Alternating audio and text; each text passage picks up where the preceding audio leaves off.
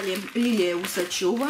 В этом видео я буду делать обзор посылки, распаковку. Посылка из Китая. Я заказывала часы-будильник. Я понимаю, что у всех есть сотовые телефоны, даже не один, а там есть будильник. Но спать рядом с телефоном, как говорят британские ученые, не очень полезно для здоровья, поэтому я заказала обычный будильник на батарейках. Вот такая коробочка, слегка помятая. Будильник в виде пирамиды, потому как пирамида еще со времен египетских пирамид полезна для здоровья. Установить ее рядом. Не знаю, смогу ли я разобраться во всех настройках, но попытаюсь. Так, инструкция. Естественно, на английском языке. Будем сейчас методом тыка использовать. Значит, здесь вот надо установить батарейки. Ее открыть. Вот она. Батарейки устанавливаются пальчиковые, не пальчиковые, мизинчиковые, маленькие. О, заработало.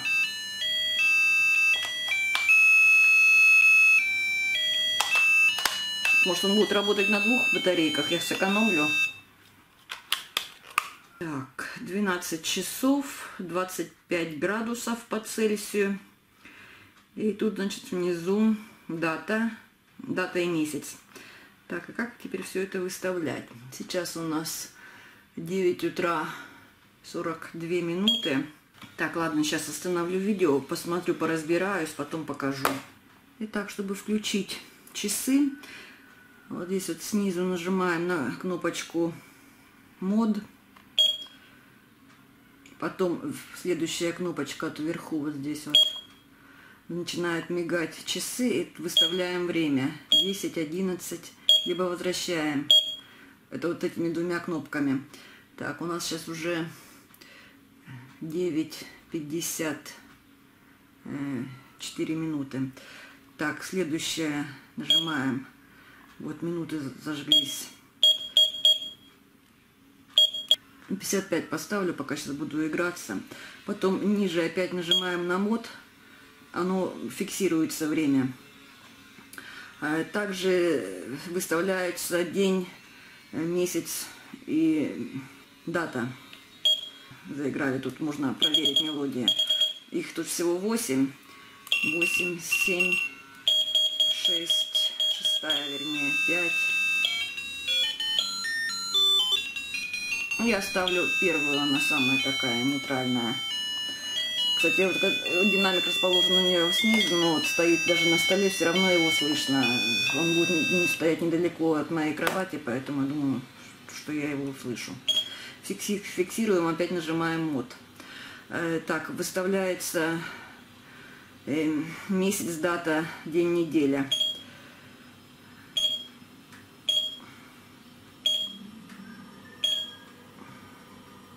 Вот замигала. Месяц я уже поставила 7, дата сегодня 15, ну и день недели соответственно выставляется.